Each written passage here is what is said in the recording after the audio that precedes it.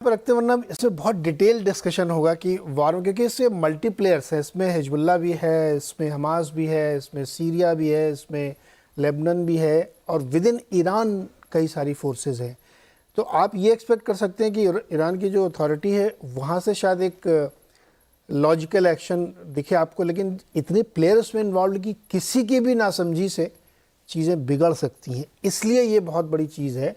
और चूंकि यूएस में इलेक्शन है, बहुत तरह की कॉन्स्पिरेसी थेरीज चल रही है उसमें ट्रंप को लेकर के सब चीज़ें, तो खैर उस पर अब बहुत डिटेल में जाएंगे, वरना ये वॉर वाला ही डिस्कशन हो जाएगा। लेकिन बहुत सारे एक्सपर्ट मानते हैं कि एक फिक्स मैच की तरह किया गया, जिससे अपनी अपनी कॉन्स्टिट्यूंसी के ईगो को सेटिस्फाई किया जा सके। एक छोटा जवाब अनुराग जी आपसे चाहिए, उसके बाद फिर हम लौटते हैं आईटी की तरफ जिसका रिजल्ट आए। एक हफ्ते पहले तक ऐसा लग रहा था कि एक दो कट रेट के यूएस में हो सकते हैं, लेकिन अब लग रहा है कि एक भी नहीं होगा, हाँ या ना? नहीं नहीं, 2 कट्स होंगे नीरज जी, मैं कि तो कैसे बिल्कुल। होंगे बताओ ना, कि खुद ही हाँ कह रहे हैं फड हाँ, वाले कि अब कुछ नहीं नहीं नहीं हो हो जाए। सकता। देखिए नहीं नहीं, नीरज जी देखिए, फेडरल रिजर्व का जो और बाय द वे ये मेरा मानना है, और कुछ लोग भी ऐसा मानते हैं, लेकिन here is where I stand. और मैं इसको काफी समय से देख रहा हूँ। और नवंबर में मैंने जब अनाउंस करके कोर्स रिवर्स किया और मार्केट में वापस एंट्री की, और वो फ्रूटफुल भी रही।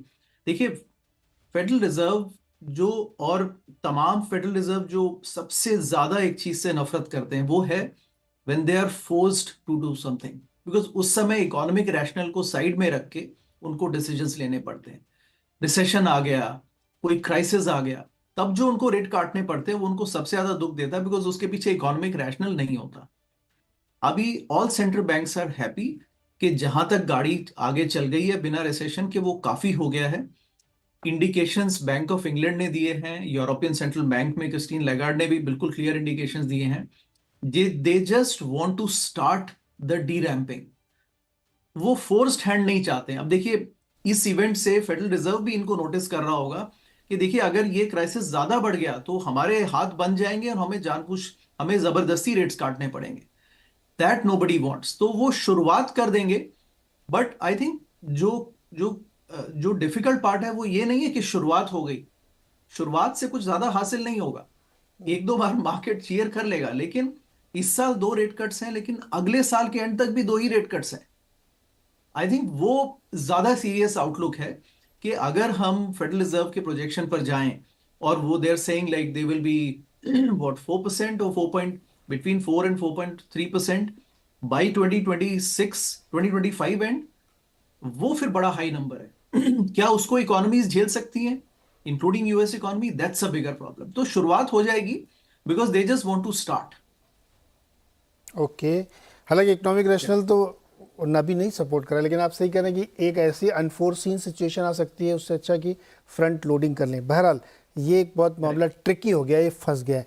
अब दूसरा सवाल आते हैं जो हमारे डोमेस्टिक मार्केट के लिए बहुत इंपॉर्टेंट है। हमने देखा कि आईटी कंपनीज के रिजल्ट्स आए, बहुत अच्छे नहीं आए।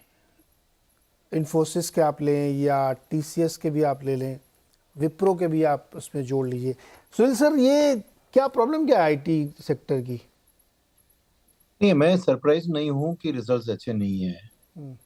मार्केट जस्ट कॉन्स्टेंटली उम्मीद रखती है ये बड़े दिग्गज कंपनी अच्छी कम करेंगे। अरे जब से आपको यूएस में स्लो डाउन चल रहा है, ये चल रहा है, तो उनका मेन बिजनेस उधर से आता है।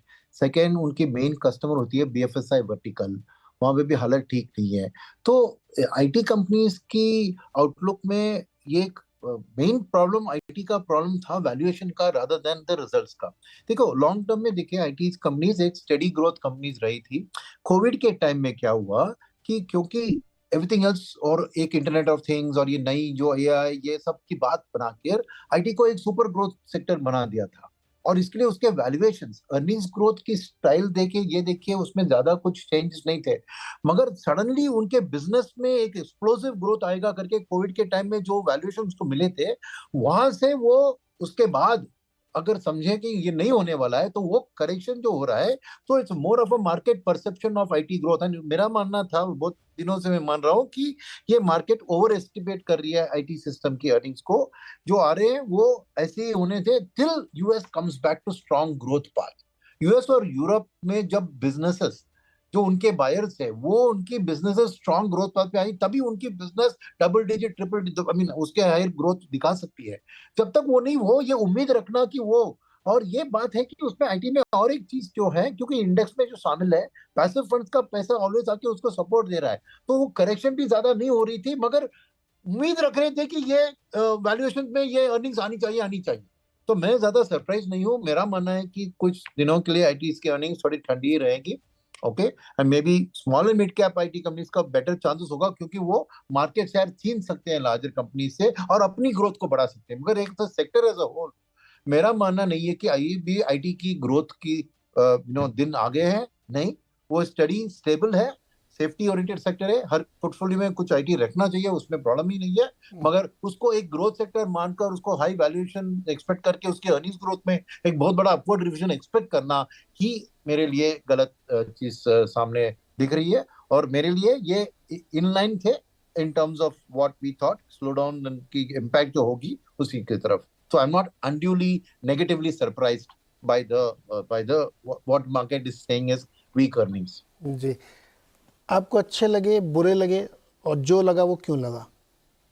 नीरज जी, बात अच्छे बुरे की नहीं है, मेरे हिसाब से बात एक्सपेक्टेशन की है। अगर हम आईटी कंपनी लाइक इन्फोसिस से बात करें, देखें उनसे, तो हमारी उम्मीद ये रहती है कि वो सालाना एक सर्टेन ग्रोथ लेवल दिखाए, एंड वो डेफिनेटली प्रॉब्लम में आ चुकी है, क्योंकि हमने देखा है कि उनकी ग्रोथ ही अब एक जो है एक लेवल पे आके सैचुरेट हो गई है। तो मैं इसे कहूँगा एक तरह का मैच्योरिटी आ चुकी है कंपनी के अंदर में, एंड यहाँ से आगे बढ़ने के लिए कुछ तो इनोवेशन करना पड़ेगा या एक्विजिशन करना पड़ेगा, जो कि अभी इन्होंने एक्विजिशन एक हिस्ट्री के अंदर में सबसे लॉन्गेस्ट पीरियड ऑफ टाइम के अंदर में अगर आप देखें कोई भी बड़ी आईटी कंपनी को, तो इन्होंने बहुत लंबा समय लिया है एक नई कंपनी में अभी बेट लेने का।